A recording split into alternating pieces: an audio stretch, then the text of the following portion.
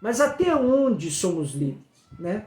Então, Gog e Magog aí, a gente encontra aí pela primeira vez em Ezequiel 38 e 39.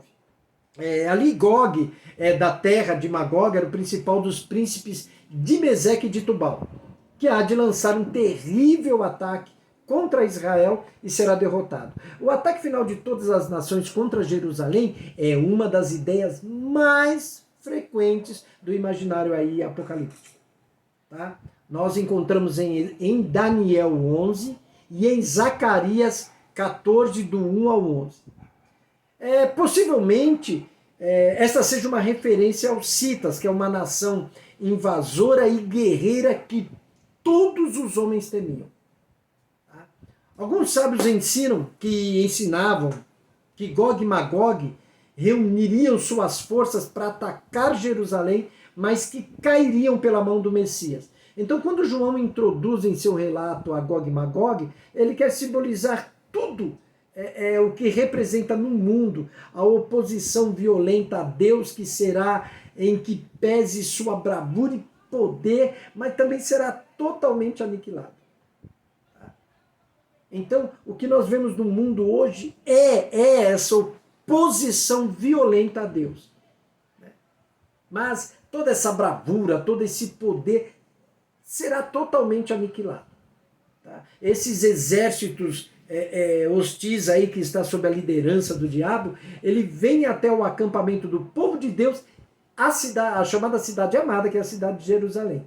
Então esses exércitos inimigos são consumidos diretamente pelo fogo que desce do céu. Aí o diabo é lançado lá no lago de lava e enxofre. Aí, para estar ali com ele, a sorte que já tinham sofrido, a besta e o falso profeta. Então a gente vê aí que o triunfo de Deus é completo. Nesse período aí da história, de Apocalipse 27 a 10, é como a gente já viu a restrição de Satanás.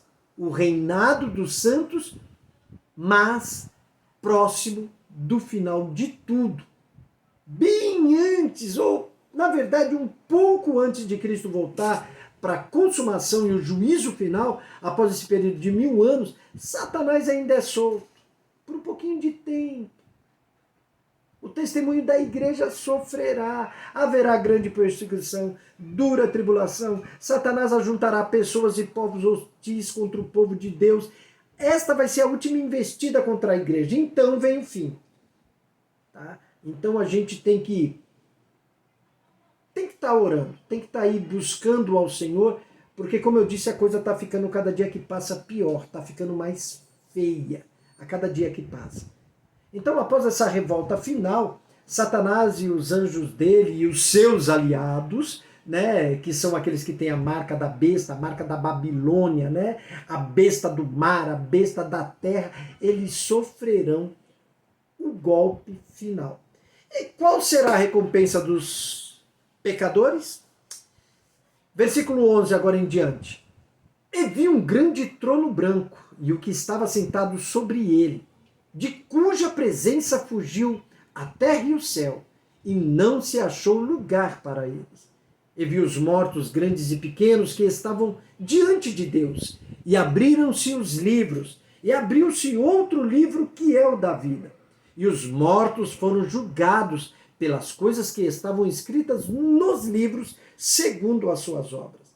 E deu o mar os mortos que nele havia, e a morte e o inferno deram os mortos que neles havia.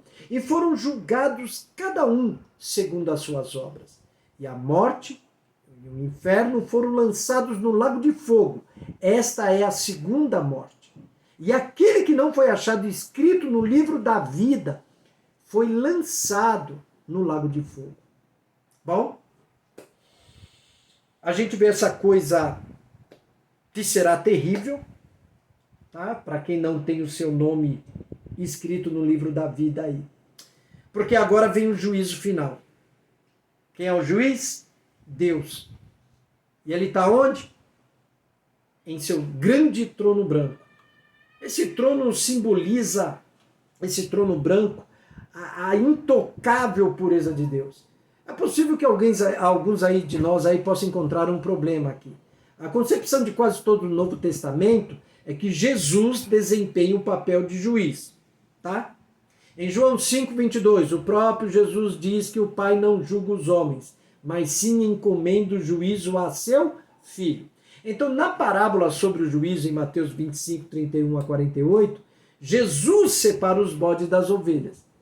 Paulo, em Atenas, ele afirma que Deus preparou um dia quando julgará os homens mediante Jesus.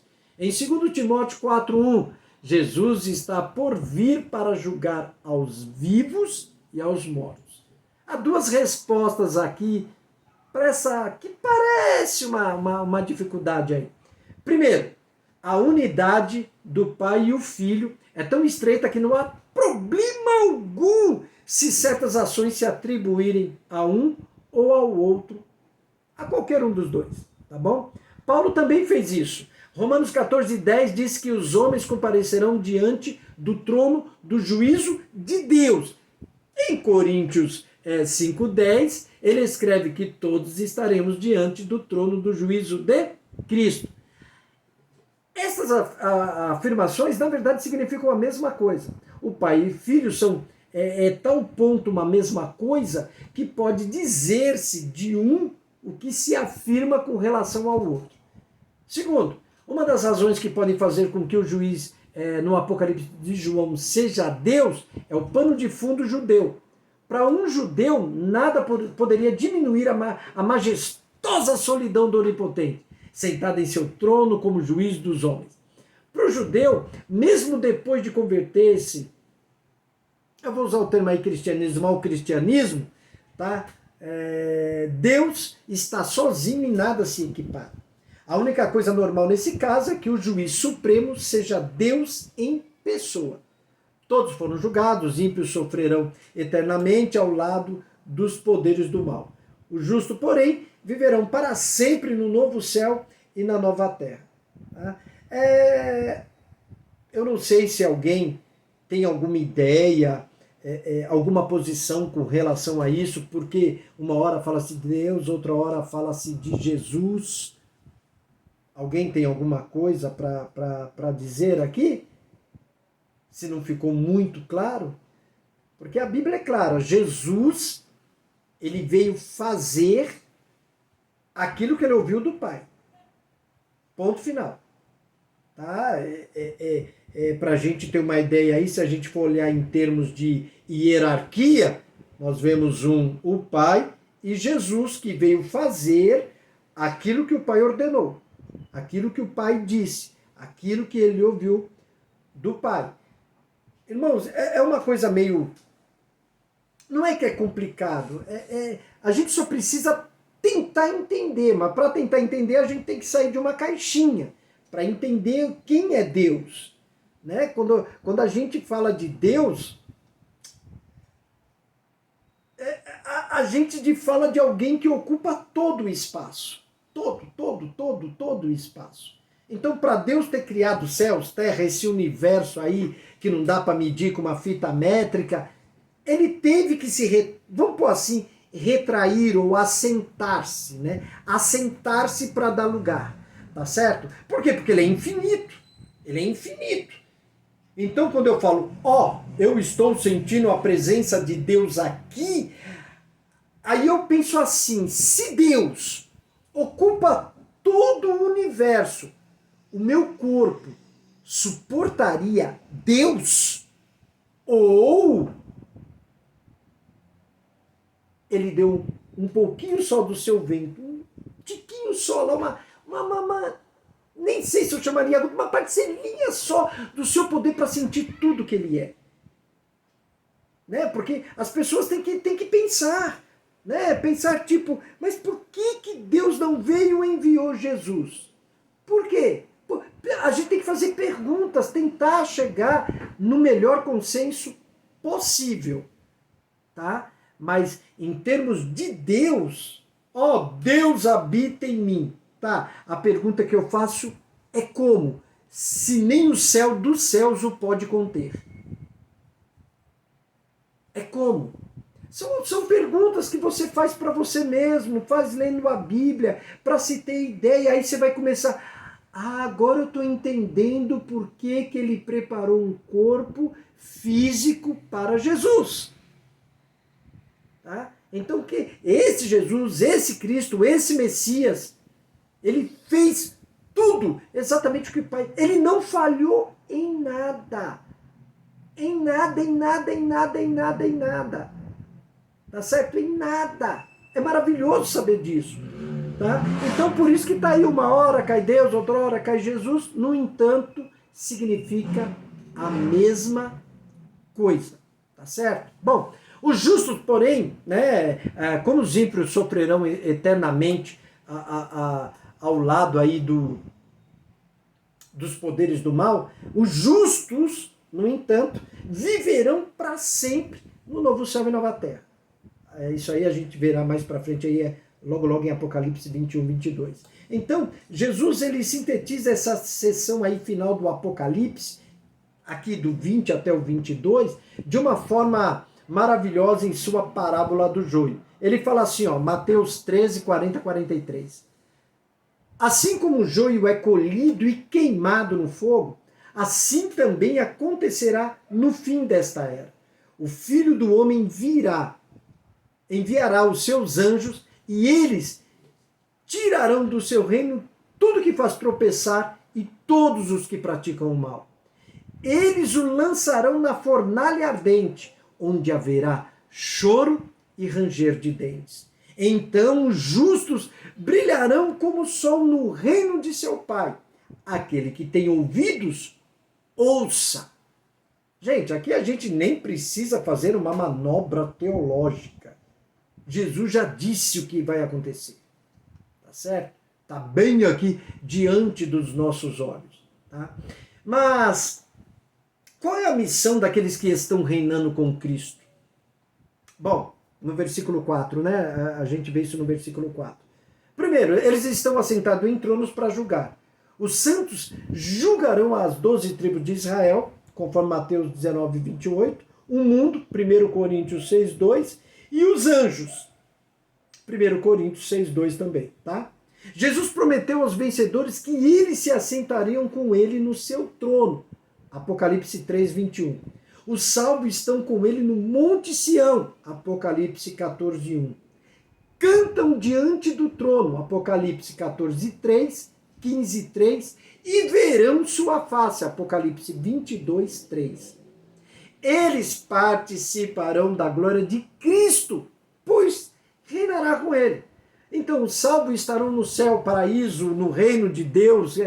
O significado é o mesmo, com Cristo em glória. Apocalipse 7, do 9 ao 17. Essas almas aí, eles celebram, o que nós vamos celebrar lá? A vitória de Cristo. E isso é uma coisa incessante. Quem são esses que estão reinando com Cristo? Todos os salvos, mártires e todos aqueles que morreram na fé. Os outros mortos, ou seja, os mortos, né, ou seja, os incrédulos aí, não tornaram a viver até que os 1000 anos sejam cumpridos. Nesse período, entram na segunda morte. Então, qual é o significado da primeira ressurreição e da segunda morte? Bom, quem morre uma vez, morte física, ressuscita 2 vezes, espiritual e corporalmente na segunda vida. Quem morre 2 vezes, morre física e eternamente. Aí só ressuscita uma vez para o juízo. Então a regeneração, aí, ela é uma espécie de ressurreição espiritual. Tá? Você pode entender melhor lendo João 5, 24, João 11, 25, 26, Romanos 6, 11, Efésios 2, 6, Colossenses 3, do 1 ao 3.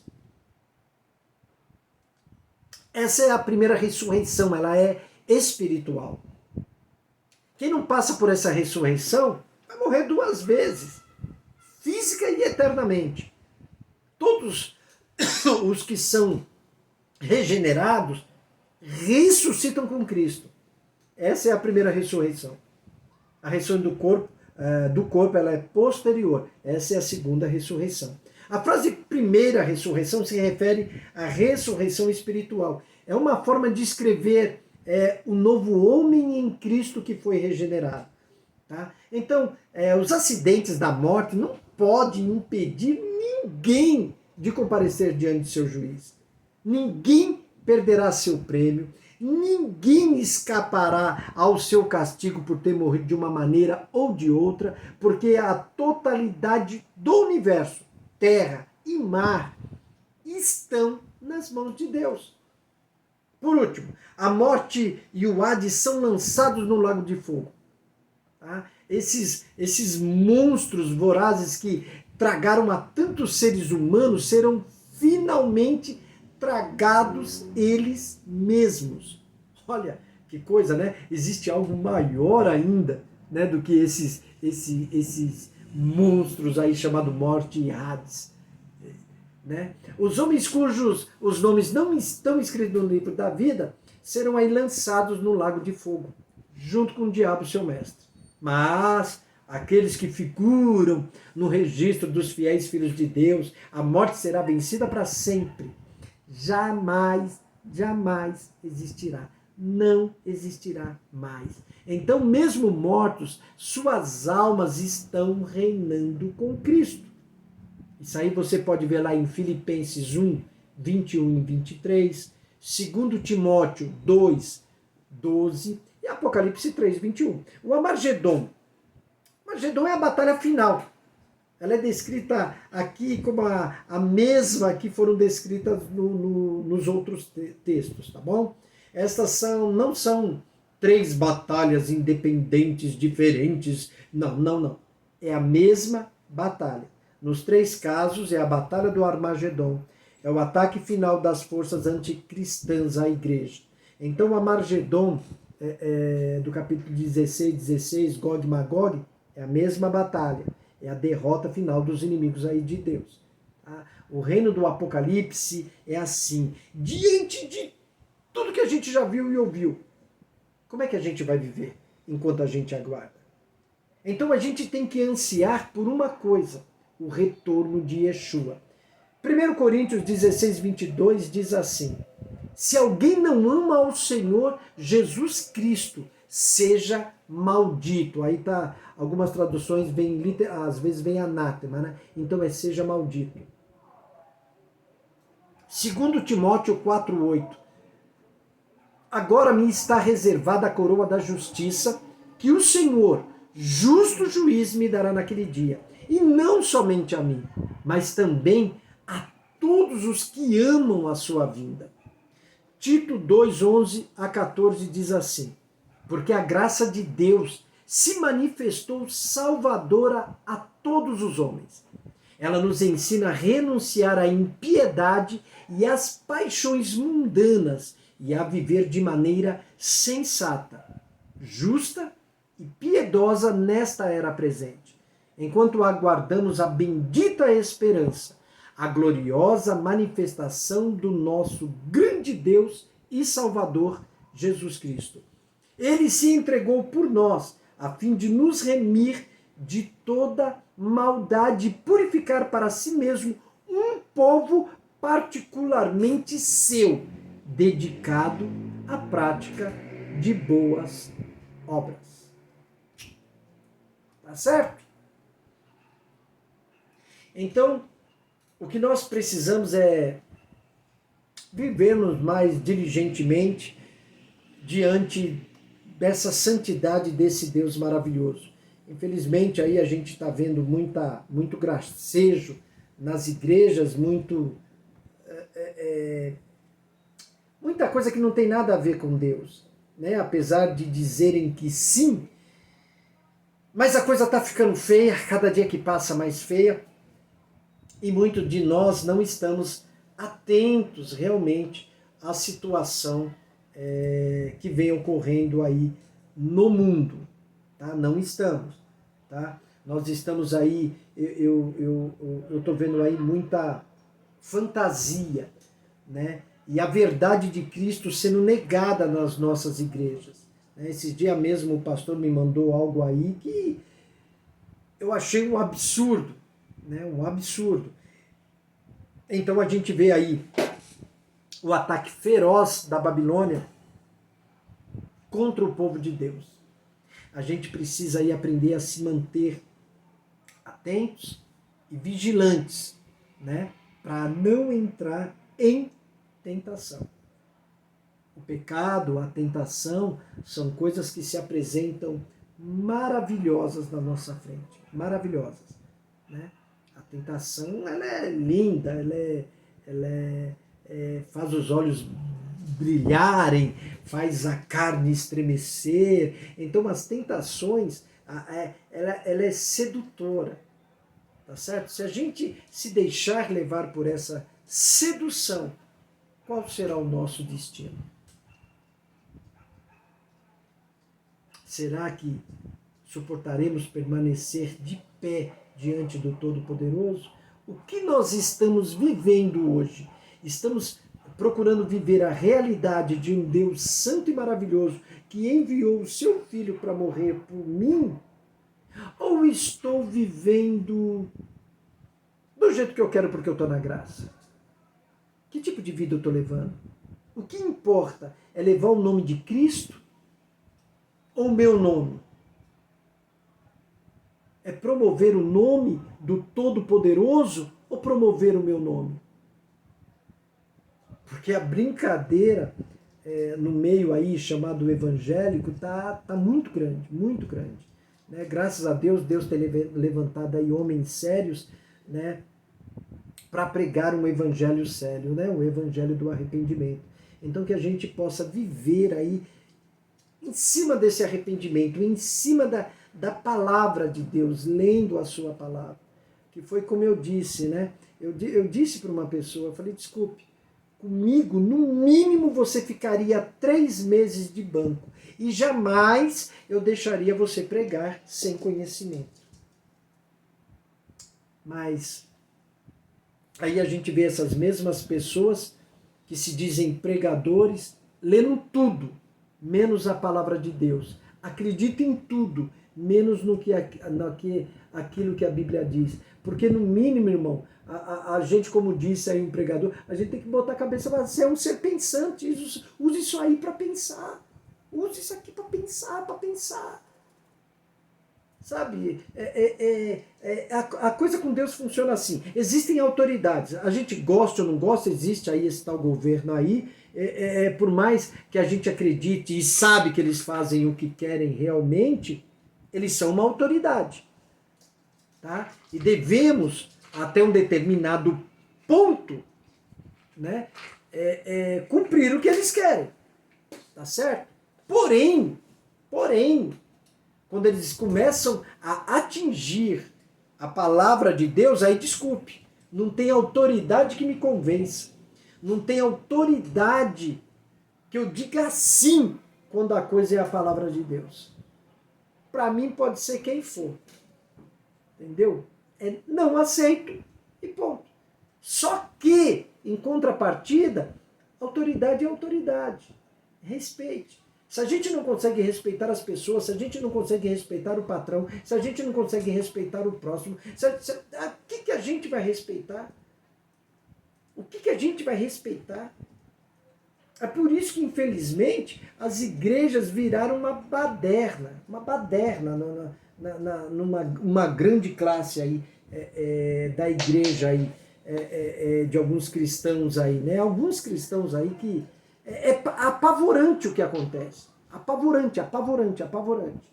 Tá?